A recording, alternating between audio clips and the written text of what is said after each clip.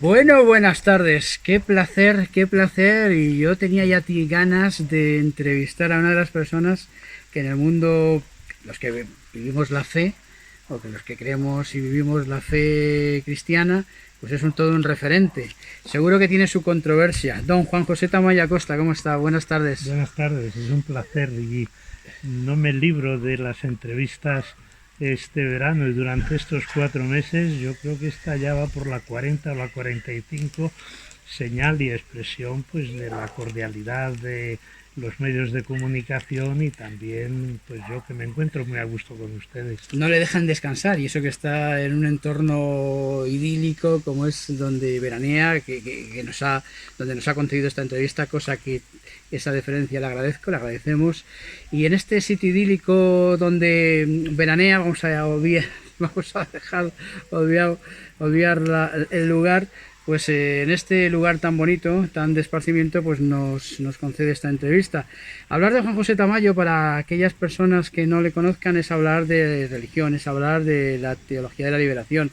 Es licenciado en Teología por la Universidad Pontificia de Comillas en 1971, es doctor de Teología por la de Salamanca en el año 76, diplomado en Ciencias Sociales por el Instituto León XIII o León XIII en 1972, licenciado y doctor en Filosofía y Letras por la Universidad Autónoma de Madrid, ha sido profesor en diferentes instituciones de España y de América. Además, es profesor actual titular de la Universidad Carlos III, dirige la Cátedra de Teología y Ciencias de las Religiones Ignacio Ellacuría de la Universidad Carlos III, y es cofundador y actual secretario general de la Asociación de Teólogos Juan XXIII, y miembro también de la Sociedad Española de Ciencias de las Religiones, del Comité Internacional, del Foro Mundial de Teología y Liberación, del Consejo de Dirección del Foro IF Arabi, profesor invitado en multitud de universidades, tanto en Estados Unidos como en España, como en Hispanoamérica.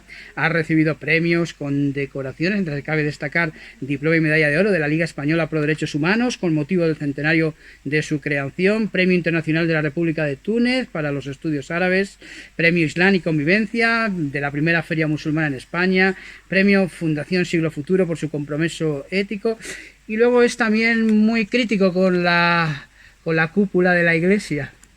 Bueno, yo creo que todo este gran currículum, que todavía queda rato, pero yo creo que ya lo voy a dejar, porque Claro, no me lo sé de memoria, he tenido que leerlo. Déjelo, porque además... Autor de 60 libros, No, entre... alguno más. Ya tengo más libros que años, sí, sí. Sí, sí. Pero déjenlo ahí porque me hace recordar historias mías que yo tenía muy olvidadas y ciertamente muy gratas, ¿no? Yo no me las... Toda lo de la Carlos III, que es a lo mejor lo que más, por Claro. amigos comunes, es la que más conozco, pero el resto de biografía he tenido que leerla, he tenido que Sí, buscarla, sí. porque la desconocía. Me ha parecido muy amplia, me ha parecido además una persona que en este currículum pues trata de unir religiones o tratar de ver el punto común. Pero muy interesante ese recorrido que ha hecho por los distintos países y continentes de donde soy profesor y de donde, bueno, pues desarrollo y realizo toda mi actividad intelectual, porque contrasta sobremanera con mi procedencia. O sea, yo procedo de un pueblo de Palencia, Palencia, se me ha olvidado a mí decir de que es un pueblo de palentino, Palencia, de Tierra de Campos, Sí, señor. escasamente ahora 400 habitantes, y mis padres pues realmente no salieron más allá de Madrid para visitarme a mí y a mis hermanos, y mi abuelo interpreto que no pasaría del entorno de Burgos y de Valladolid, con lo cual pues eso da una idea del salto que yo he dado y de cómo esa identidad vinculada a la tierra de campo se ha convertido luego en una interidentidad de carácter universal y multicultural. Sí, usted ya ha viajado por todas las generaciones restantes de su familia. Perdóname la broma. Una persona religiosa, y sobre todo de este modo laico, ¿no? Que no es un sacerdote, aunque yo creo que no sé si fue sacerdote, estudió. Y yo estuve estudiando en el seminario de Palencia, Sí. primero, y cuando yo vine a Madrid, en realidad, terminamos mis estudios de teología en el seminario de Palencia, venía con idea de estudiar literatura. Pero bueno, pues ahí la propia inercia de mi trabajo anterior pues me llevó a la teología. Sí. Y claro, el elemento que yo creo que tiene su peculiaridad en este caso mío es que la teología siempre se ha vinculado con el clero, se ha vinculado con el estatuto eclesiástico, ¿no?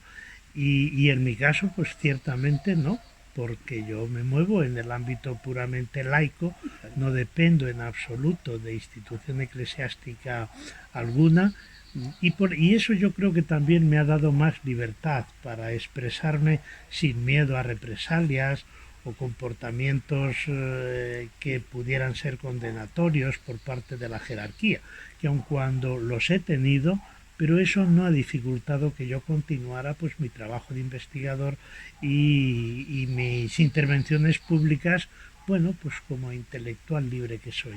En los años 60 había una obra, seguramente que la conocerá usted, de Romano Guardini, ¿no? Ser cristiano hoy. Sí. Ser cristiano hoy, que se lo hemos leído todos los adolescentes, y sobre todo los que venimos como usted de seminario, pues ha sido un libro que hemos tenido, si no de cabecera, luego ha sido sobre todo de primeras lecturas en cuanto a la religión, al mundo, a lo que tiene que ver con la religión, el mundo, el compromiso digamos, de sociedad con esos valores no religiosos. Pero hoy en día, en el siglo XXI, ¿qué significa ser religioso? Yo creo que es difícil definir la religión en nuestro siglo XXI, pero al mismo tiempo estamos en un momento muy peculiar, y es que decrecen las religiones y simultáneamente se produce un avance y un incremento de los estudios científicos sobre las religiones. Podríamos decir que nos movemos en esta dialéctica, ¿no? Vivimos en sociedades secularizadas, en sociedades con un avance extraordinario de la increencia en todos los campos, el ateísmo, la indiferencia religiosa, el agnosticismo. En las últimas encuestas del CIS se habla de unos porcentajes altísimos de desvinculación de la gente, de los españoles y españolas con la fe cristiana, ¿no? Y entonces sucede que, por una parte, se produce esa especie de crisis de las religiones y, por otra parte, la efervescencia de manifestaciones religiosas que yo creo que son generalmente patológicas. Sí, estamos precisamente, me da pie para seguir este hilo, dos temas que están de actualidad. Primero, los actos que tienen que ver con los actos que han tenido que ver con el homenaje a las víctimas de este COVID, de este coronavirus, ¿no? Cómo se ha hablado de lo políticamente correcto, cómo obviar lo religioso en esos actos que hubo también en la Basílica de Madrid, y sin embargo, cómo existe una estética religiosa laica. Algunos dirían que con cierta logia o con cierto de lo políticamente correcto. Pues eso sí que me ha sorprendido gratamente, ¿no? Porque hasta el presente no se había producido ninguna manifestación de duelo por catástrofes o desgracias nacionales de carácter laico.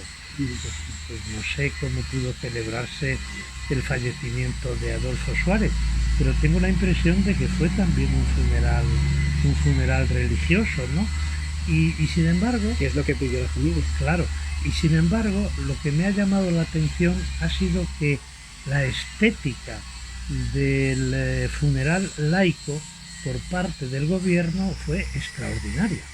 La verdad es que ahí tuvieron una capacidad de creatividad, de emotividad, de sensibilidad. Yo soy muy amigo era compañero y compartíamos asignatura de José María Calleja, ¿así? El periodista. Sí, que falleció además precisamente por coronavirus. Los primeros días, a finales de marzo, y uno de los que intervino en el funeral laico fue Hernando Calleja, ¿no? Y le escribí una carta en el momento en que vi su intervención, que me pareció realmente extraordinaria porque fue inclusiva de todas las víctimas, y le decía eso, digo, oye Hernando, me ha impresionado cómo se puede hacer un funeral laico con una estética de profundidad, de interioridad, de sentimiento, de sensibilidad y igualmente estética.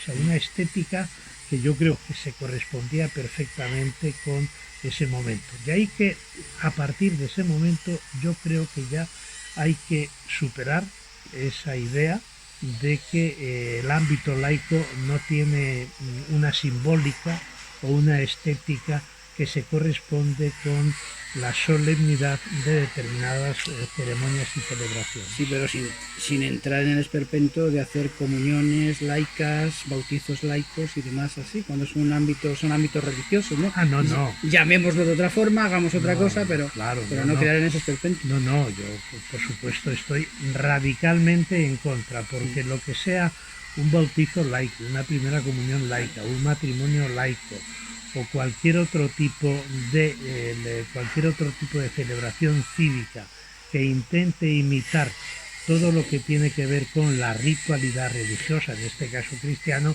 pues me parece que es una aquelarre, vamos, es una manera, yo creo, de mala imitación, porque además yo creo que ahí es donde tiene que haber la iniciativa y la creatividad, pero un funeral puede hacerse perfectamente porque el concepto funeral no es un concepto específicamente religioso, ¿no? Y luego el otro punto, el otro aspecto que me venía a la idea, estamos en una zona vacacional y hay un vecino que tiene que estar haciendo con la radial alguna obra o alguna cosa, por eso tenemos este ruido de fondo. Que nos disculpen los oyentes o que nos disculpen los que nos vean en las redes sociales por este ruido que tenemos de fondo. Y otro aspecto que yo quería comentarle, que precisamente es de ayer, antes de ayer, del Papa Francisco, es cómo dar más pie a la laicidad. Precisamente él estuvo comentando precisamente que no pasa nada de actos laicos, de que los laicos se incorporen más y estén más presentes en todos los actos que tengan que ver con la religión cristiana católica. Claro, es que se ha creado ahí una contradicción o una contraposición entre laicidad y religión que creo que es totalmente artificial. ¿Por qué? Porque se habla del Estado laico y se dice el Estado laico persigue a la religión. No es verdad. El Estado laico es el espacio político y jurídico o el ámbito cívico en el que caben todas las creencias y no creencias, todas las ideologías, todas las tendencias religiosas y espirituales en pie de igualdad, sin ningún tipo de discriminación. Y yo creo que por eso las religiones tendrían que ser más sensibles a esa tendencia a que lo que marca la convivencia de los ciudadanos y ciudadanas son las creencias, como tampoco las creencias tienen que ser lo que dividen o separan, sino que el espacio laico es el que permite una convivencia plural sin ningún tipo de discriminación. Y por eso contraponer Estado laico a Estado confesional, pues me parece que es muy necesario la contraposición, pero en ningún caso pensar que un Estado laico va a perseguir a las religiones o va a destruir el sentimiento religioso de las personas. En cualquier caso, un Estado laico respeta de manera absoluta y total las experiencias personales, interiores, religiosas y espirituales, y luego canaliza la libertad de conciencia y la libertad religiosa pues a través de las diferentes leyes.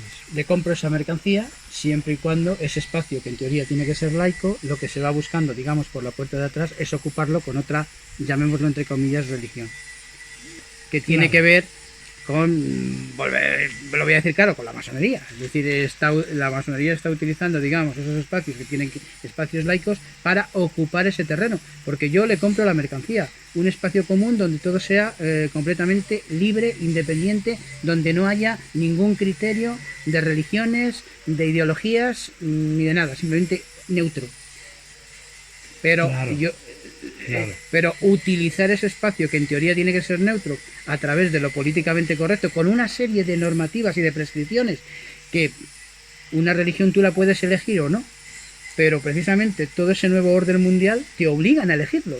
Y si no estás fuera Claro. del orden mundial, estás fuera de la sociedad, estás a 30 segundos de que te critiquen y bueno, y en redes sociales ya ni le cuento. Entonces, ese espacio que usted dice neutral, yo le compro esa mercancía siempre y Claro. cuando no sea ocupado por la puerta de atrás con otras ideologías que en teoría son laicas y llevan una carga doctrinal, llamémosla cuasi religiosa.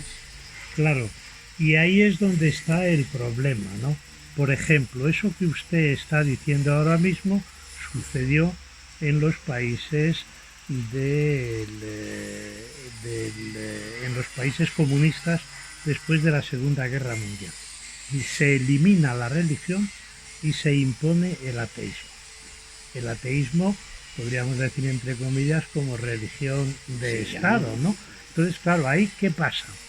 Que la religión es sustituida por un alibi que ejerce las funciones más contrarias a la libertad de conciencia, a la libertad religiosa, a la ciudadanía y a la falta de respeto, claro, a las creencias de las personas, ¿no?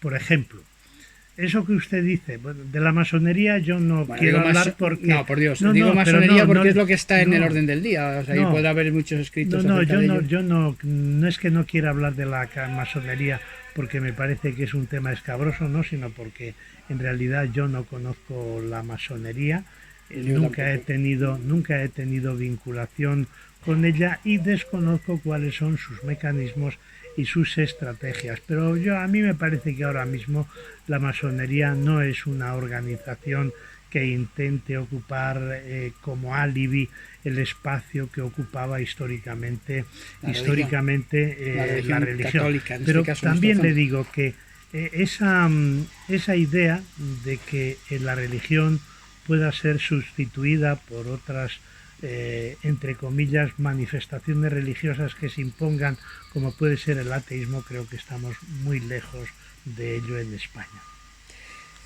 Bueno, todos prácticamente en Occidente, en lo que es el mundo occidental y también en el oriental, aquí nuestra religión ha sido el cristianismo, en diferentes, digamos, más que advocaciones, diferentes denominaciones, ¿no? Católicos, protestantes, etcétera, etcétera. Bueno, pero casi todos los países han tenido, o casi todas las culturas han tenido la religión como soporte o como lumbrera o como foco a la hora de guiar sus inicios y sus pasos.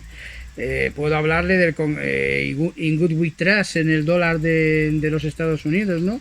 El Congreso no promulgará ninguna ley con respecto al establecimiento de alguna religión o que prohíba el libre ejercicio de la misma. Esto está tomado de la primera enmienda de la Constitución de Estados Unidos. El antiguo Israel, la teocracia bajo la ley mosaica, ¿no? Lo que significa que fueron gobernados directamente por Dios. Que hablamos de la España medieval, desde la Inquisición y demás. Parece que desde el comienzo de los tiempos, digamos lo que es el interés por lo divino, por el interés en este caso, la religión está muy presente, incluso a la hora de forjar lo que es la constitución o la forma de gobierno, la forma de relacionarse entre personas. Claro, es que no se pueden separar religión y cultura, religión y política. Y lo que sí que creo que hay que hacer es establecer diferentes modelos de la relación entre un campo y otro, ¿no? Y bueno, pues cuáles han sido los modelos históricamente más extendidos o generalizados. Y bueno, el primero es la identificación entre religión y política, o la consideración de la religión como elemento fundamental de la identidad cultural. Y eso pues viene produciéndose en la historia de la humanidad desde tiempo atrás, ¿no? Claro, ¿eso qué suponía?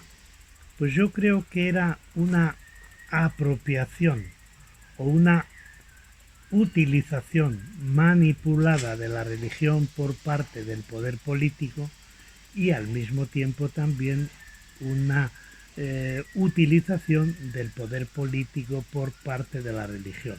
Es decir, esa alianza o esa identificación de lo político con lo religioso generaba pues una doble legitimación y permitía que el poder político funcionase al margen de los derechos humanos y que fuera autoritario y dictatorial, pero al mismo tiempo también el poder político facilitaba que la religión transmitiera una serie de mensajes supersticiosos, míticos, mágicos, ¿no? Y por eso yo creo que la relación entre política y religión es la que todavía no se ha dado en encontrar.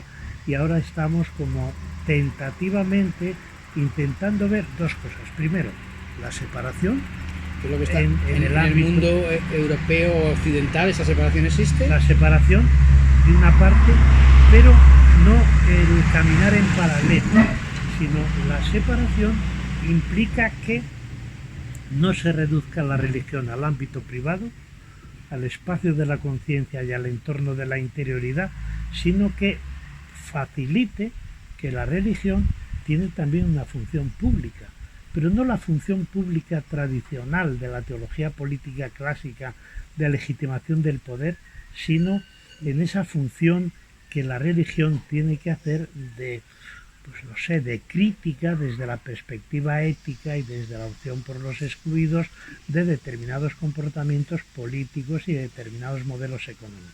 Me da pie para hablar precisamente en Occidente tenemos esa separación, en teoría esa separación entre religión y Estado o religión y política. Sin embargo, por ejemplo, en el mundo musulmán o en otras religiones todavía va imbricada la política o la forma social de convivencia con la religión. Entonces, no existe esa equitatividad entre, digamos, los mundos o los países con religión, digamos, occidental, cristianismo en sus diferentes apreciaciones, y los países cuyas religiones y políticas van imbricadas. No existe esa interreciprocidad a la hora, digamos, de uno estar o crear una unidad en ese país, sea la emigración. Es decir, se crean como capas sociales o estructuras para, para sobre ese país o sobre ese entorno social. Claro, el problema está en que los ritmos o procesos evolutivos de las distintas culturas, civilizaciones y espacios políticos o geoculturales es diferente. Es decir, el ritmo que ha seguido Occidente en la relación entre religión y política es muy diferente al ritmo que ha seguido, por ejemplo, el mundo árabo-musulmán, ¿no? Pero, sin embargo, yo creo que la identificación entre religión y política o la, por ejemplo, la fundamentación coránica. ¿Por qué? Porque países ha pretendido imponer su ideología laicista a esos países del mundo musulmán. Y entonces ha sido como una especie de defensa, ¿no? Porque claro, toda la colonización que ha llevado a cabo Occidente de esos países, pues no ha sido solo la colonización desde el punto de vista político y cultural, sino también una colonización que ha querido imponer una concepción laica del Estado, bueno, pues eliminando el drenaje de esa cultura que es el mundo islámico. Pero dicho esto, ciertamente yo creo que todas esas comunidades tienen que avanzar hacia modalidades y formas laicas de Estado en el ámbito político y en todos los terrenos. Pues tengo este libro en las manos porque creo que es uno de los últimos que ha editado, que ha escrito don Juan José Tamayo, La teología de la liberación en el nuevo escenario político y religioso. Tenemos que ir cortando porque yo creo que con usted yo tendría para muchas charlas, me encanta todo lo que es su trayectoria religiosa, su trayectoria, digamos, desde el punto de vista laica de las religiones. tendríamos horas para hablar, yo que también soy un apasionado de ello. Pero vamos a centrarnos precisamente en este libro, la teoría de todo lo que tiene que ver con la liberación, la teoría de la liberación. Nos acordamos de Leonardo Boff, por supuesto. Nos acordamos precisamente de toda esa época, años 80, 70, 80, todos esos años tan convulsos en Latinoamérica, como como unos sacerdotes se echan al monte, por decirlo de alguna forma, pronto y mal, seguramente. ¿Cómo se llega a todo eso? ¿Cómo se llega a que desde toda una teoría que pudiera estar incluso imbricada con el marxismo, unos sacerdotes sean representantes de todo este movimiento? Yo creo que responde a dos tipos de causas que convergen en un determinado momento histórico, mediados de los 60, 70 y 80, que son de una parte causas externas que se producen en el mundo y de manera especial en América Latina, y causas internas que tienen lugar en la evolución de la Iglesia cristiana en América Latina. Entre las causas externas, pues la primera y más importante yo creo que es la irrupción del sur en la historia. Hasta ese momento el sur estaba sometido a los dictámenes del norte, y por tanto el norte era el que marcaba el ritmo y el rumbo político, económico, cultural, social, militar del resto de los pueblos. Entonces irrumpe el sur. El año 55 la famosa conferencia de Bandung de los países no alineados, y esa irrupción del sur se va a desarrollar a través de los movimientos de liberación. Es decir, son unas organizaciones que surgen en países sometidos, dependientes, y que quieren liberarse del yugo del norte opresor. Y entonces liberarse quiere decir liberarse de las dictaduras que imponía el norte y liberarse también del modelo económico capitalista que extorsionaba y esclavizaba al sur. Estos movimientos de liberación, unos son de carácter violento, otros son, sin embargo, de no violencia activa, como Martin Luther King y todos estos grandes luchadores por la libertad, por la independencia y en favor de la liberación de los pueblos a través de una educación popular liberadora, como Paulo Freire, etcétera, etcétera. El tercer fenómeno externo es lo que se llamó entonces la teoría de la dependencia.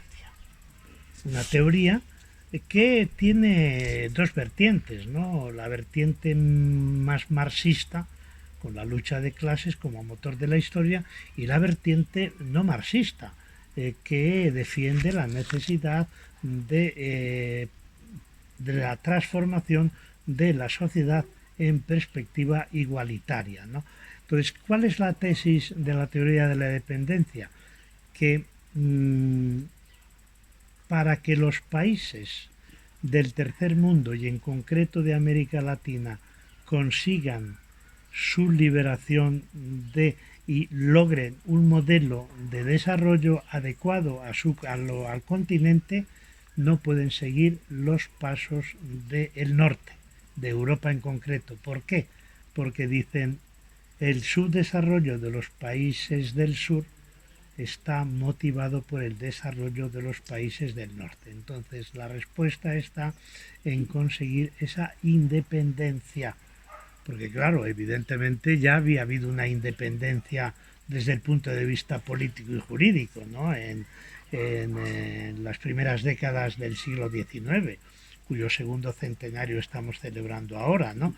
Pero claro, esa independencia jurídica y política no era una independencia de los pueblos en relación con los poderes imperiales, ¿no? Y entonces ellos descubren esta relación. Y finalmente hay otro factor externo importantísimo, que es el de la pedagogía del oprimido del gran pedagogo popular Paulo Freire.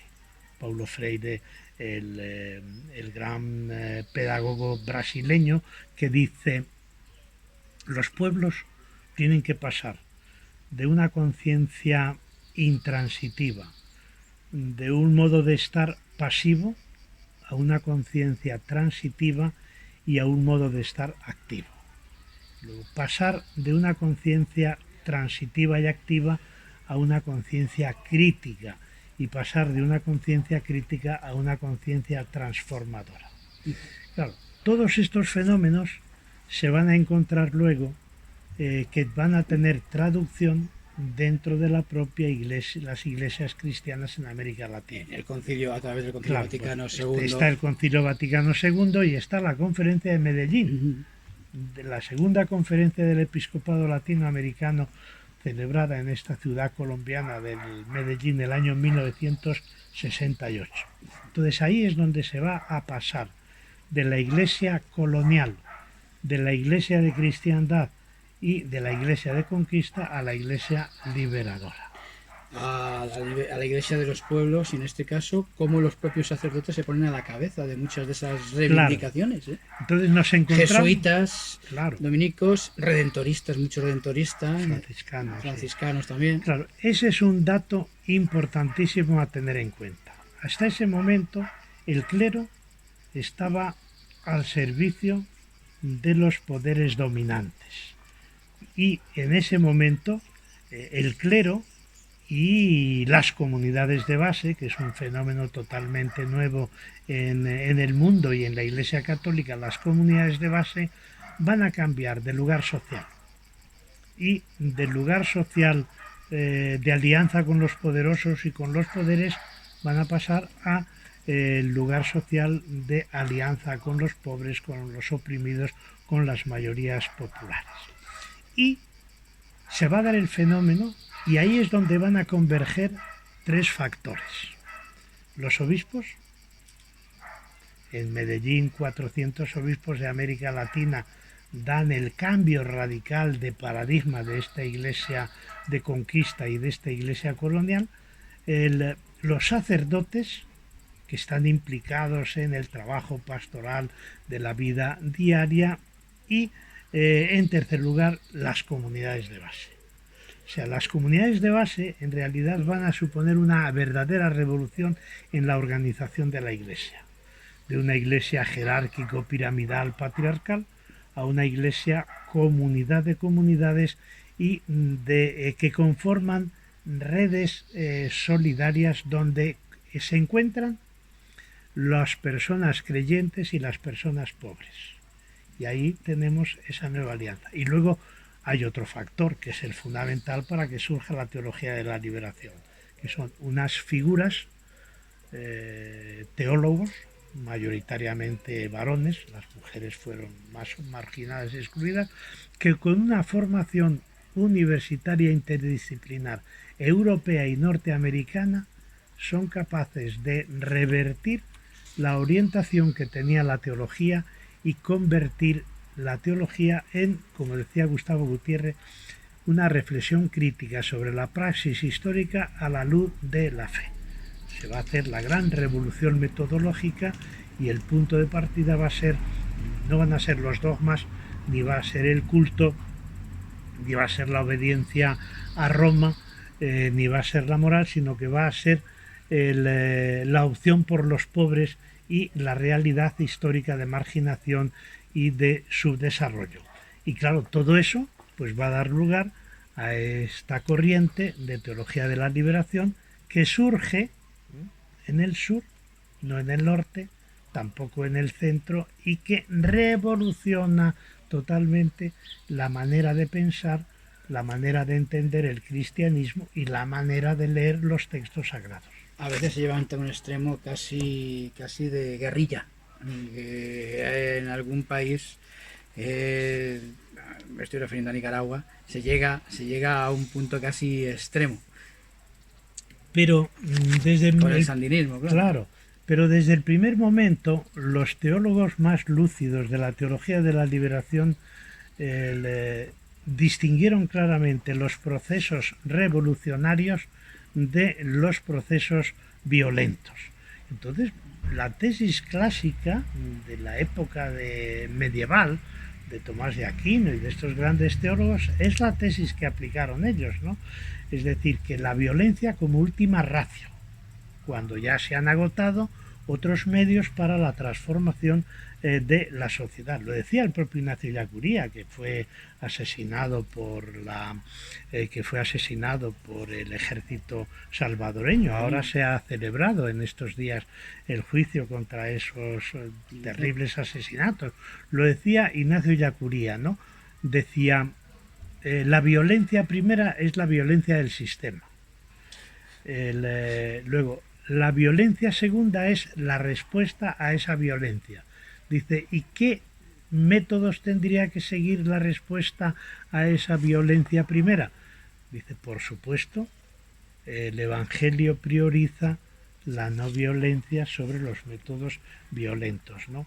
Lo que pasa es que, claro, hay situaciones como el caso de Nicaragua, que estaba viviendo un fenómeno de dictadura terrible y brutal, que tenía totalmente sometido al pueblo nicaragüense y en una situación de verdadera miseria, pobreza y opresión. Y claro, yo creo que en Nicaragua es el ejemplo claro de esa justificación de la violencia como última ratio que la propia teología de la liberación, los sacerdotes y las comunidades de base apoyaron ese movimiento. Apoyaron, cosa que yo particularmente, yo no sé quién para tomar valoraciones, pero creo que ese fue un extremo muy que no teníamos que no tenía que haber llegado. Pero bueno, no soy yo quien. Relativamente, porque fíjate tú los resultados de la presencia de los cristianos y cristianas en los procesos revolucionarios del Frente Sandinista y luego la incorporación a los gobiernos sandinistas. En el gobierno sandinista está Ernesto Cardenal, sí, que era el gran poeta místico. En ese gobierno está Fernando Cardenal, que es su hermano el jesuita, que fue ministro de Educación. Ernesto Cardenal fue ministro de Cultura, creo, ¿no? Sí, sí. Después había otro sacerdote, ministro de Sanidad, y el ministro de Asuntos Exteriores, Miguel de Escoto, que era de la congregación Merignol. Bueno, pues fíjate tú, el hecho de que esos 4 sacerdotes estuvieran en el gobierno hizo que no se defendiera la pena de muerte y que se apoyara el proceso de reinserción de aquellos que habían colaborado con la dictadura dentro de este proceso revolucionario. Hay una anécdota además muy bonita, preciosa, y yo la escuché de la propia voz del comandante Tomás Borge.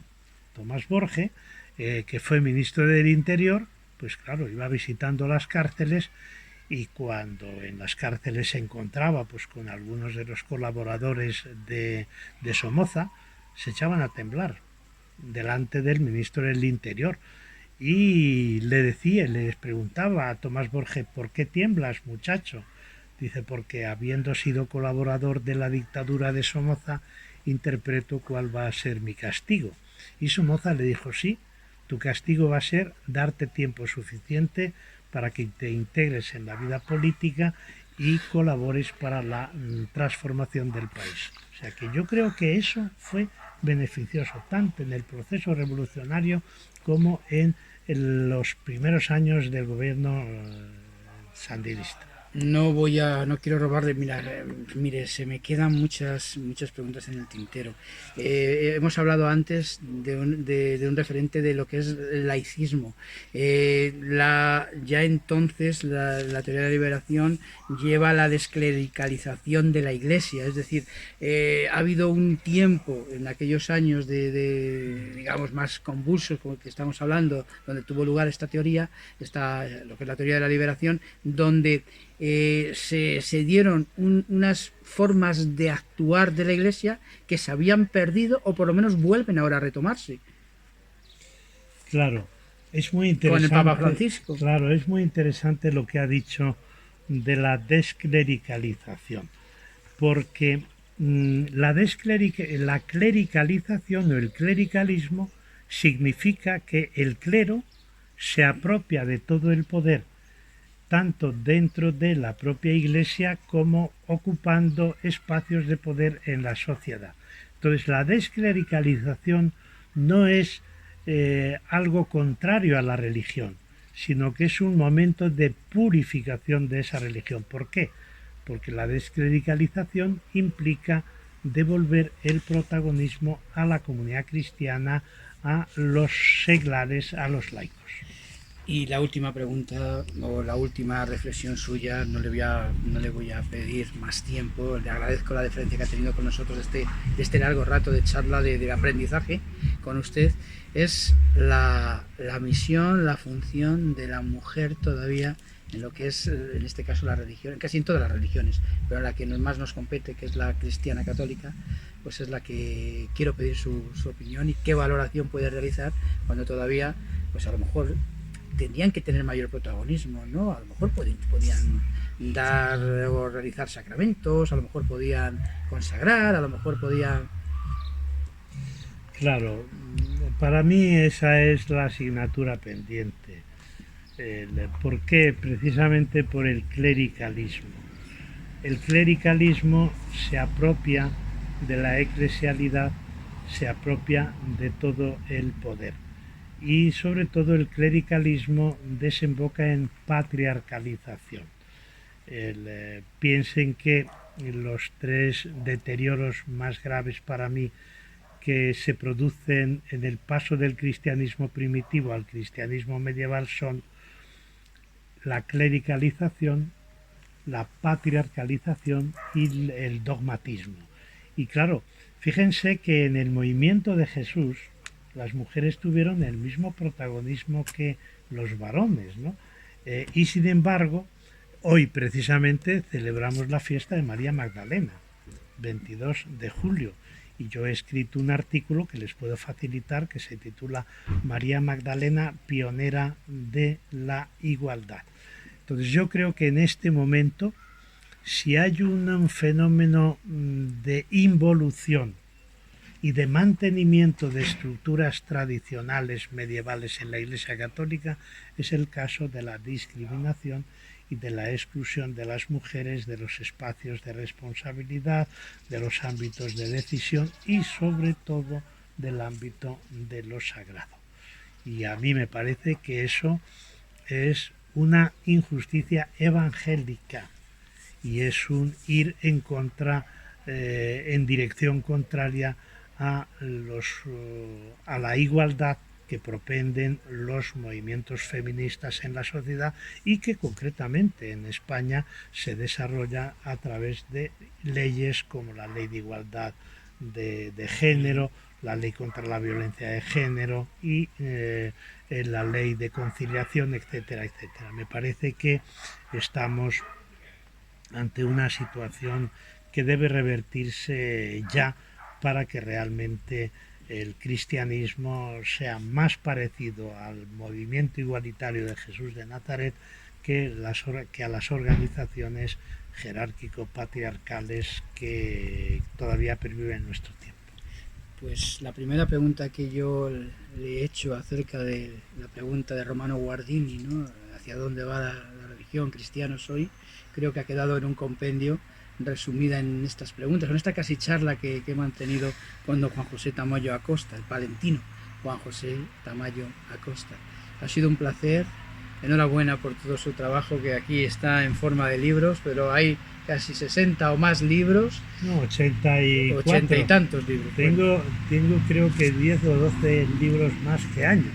Imagínate. Y ha sido un placer. Se me quedan muchas otras preguntas que me gustaría, si me da la opción de alguna vez venir, ya sin grabadora, de poder charlar con usted, estaría encantado. Y... Con muchísimo gusto, nada, yo voy a estar aquí yendo y viniendo a Madrid hasta finales del mes de agosto, así que usted me llama y ya quedamos, encantado a seguir conversando. Don Juan José Tamayo Acosta, un placer, un hombre, un teólogo, un hombre religioso, casi religioso, y desearle mucha salud en este estado de pandemia para los suyos, y muy agradecido por la deferencia de charlar, de conversar un ratito con nosotros, con los oyentes de COPE Pinares. Muchas gracias. Muchas gracias a usted, Javier. Ha sido, es un excelente profesional y un placer esta charla. Gracias.